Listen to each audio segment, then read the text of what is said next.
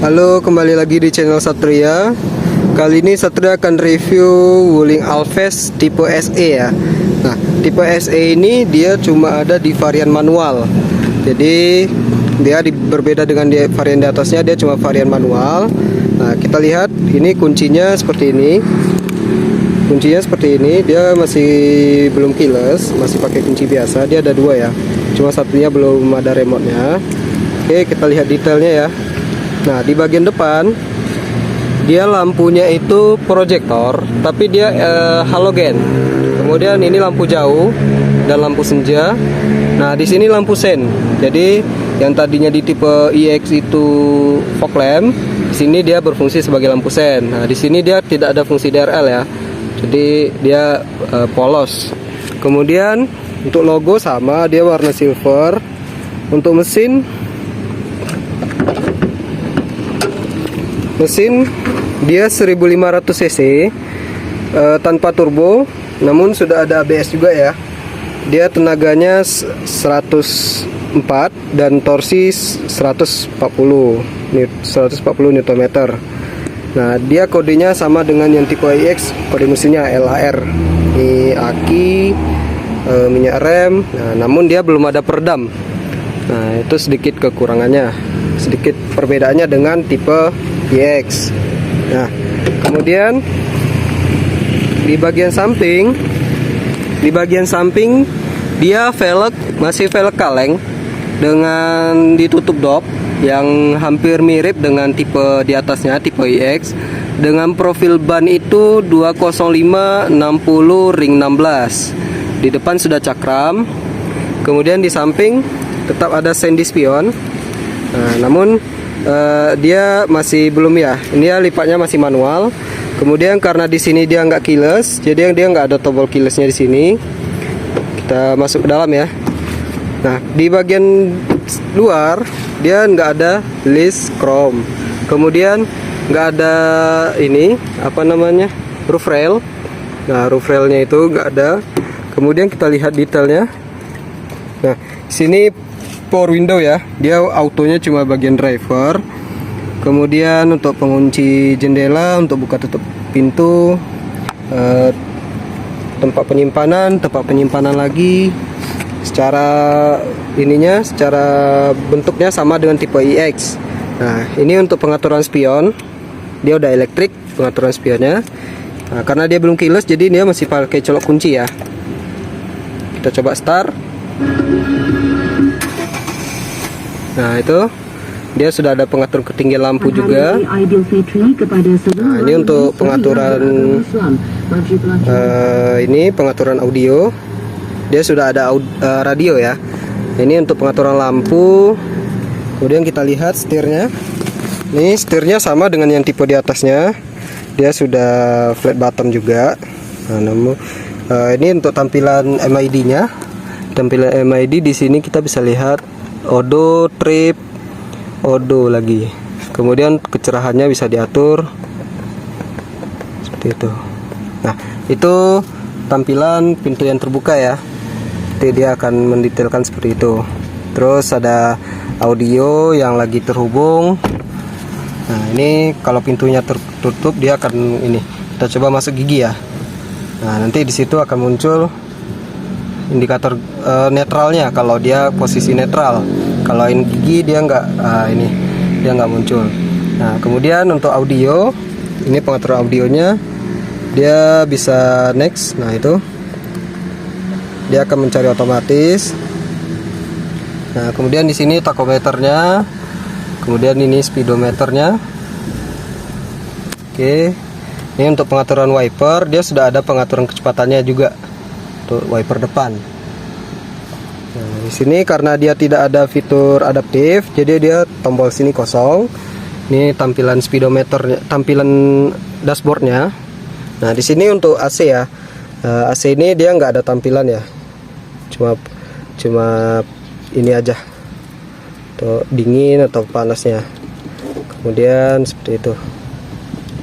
Untuk matikan. Ini tempat penyimpanan. Kemudian ini dia manual 6 percepatan dengan gigi mundurnya ditarik dan digeser ke kanan depan. Nah, nanti di situ akan muncul tanda R atau gigi mundur. Nah, kemudian rem tangan dia manual. Kemudian ini ada cup holder, ada glove box. Nah, ini karpet bawaan ya. Karpet bawaannya ini berbeda-beda kadang setiap waktu. Nah, ini bahan joknya ini bahan jok kain, tapi lebih ke kayak denim lah istilahnya gitu. Nah, kemudian sun headrest bisa adjustable, bisa diatur. Itu untuk pengaturan untuk pegangan. Ini untuk sun visor bagian kiri belum ada kaca. Lampu kabin masih bohlam. Kemudian spion masih tidak ada pengaturannya. Kemudian di sini ada sun visor lagi, tapi tidak ada kaca ya. Oke. Nah, itu dia. Jadi dia nggak ada head unit di sini, tapi tampilannya semuanya di MID atau di speedometer. Nah, kita lihat ke samping. Nah, ini ada satu lagi. Ini adalah tombol sensor tekanan ban. Jadi kalau misalnya tekanan ban kita sudah normalkan, untuk meresetnya ini lagi nanti tekan. Nah, kemudian kita ke belakang. Nah, di sini dia belum bisa diatur tinggi rendah ya. Dia cuma bisa maju mundur dan rebat tegak. Ini jok kain. Kemudian samping ke belakang. Nah, sini dia sudah power window juga, power window. Kemudian, nah ini pelipatannya dia nggak bisa setengah-setengah. Jadi pelipatannya itu full, nggak bisa dibagi dua seperti itu. Nah, ini dia nggak bisa dibagi dua. Jadi kalau kita melipat jok, dia akan terlipat semuanya. Nah, kalau mau lipat rata, kita tinggal lepas ke depan seperti itu. Nah, itu.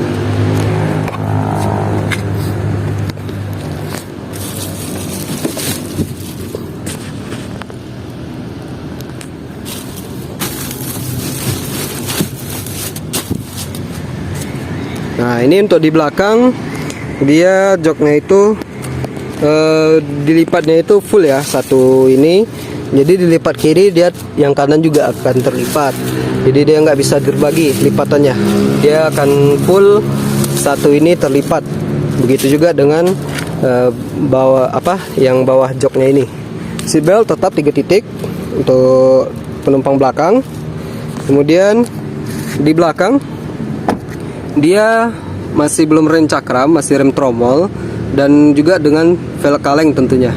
Dengan profil ban sama 205 60 ring 16. Kita ke belakang. Nah, untuk lampu-lampu di sini dia masih bohlam. Nah, terus ini nanti kita coba hidupkan ya.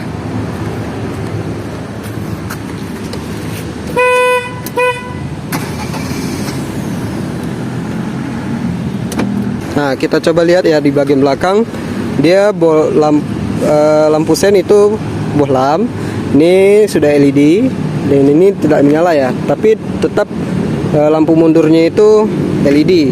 Nah, di sini karena dia nggak ada head unit, jadi dia nggak ada sensor parkir dan nggak ada kamera mundur. Kita coba lihat bagasinya. Nah, bagasinya sama leganya dengan yang tipe atasnya, karena pelipatannya pun, konfigurasinya pun sama. Ini untuk tempat penyimpanan, velg cadangan itu velg kaleng, dengan ada beberapa tempat penyimpan lagi di bawah. Nih, oke. Nah, ini untuk dari bagian belakang ya. Nah, itu dia, karena dia nggak ada roof rail, jadi polos kelihatannya. Terus antena Surpol, berbeda dengan yang tipe iX yang Sharpfin. Lampu sen LED. Kemudian, nah, lampu utamanya itu tadi dia LED, dia proyektor tapi tidak LED, dan lampu sen di bagian bawah. Oke, sekian sedikit review mengenai Wuling Alves tipe SE. Terima kasih sudah menonton.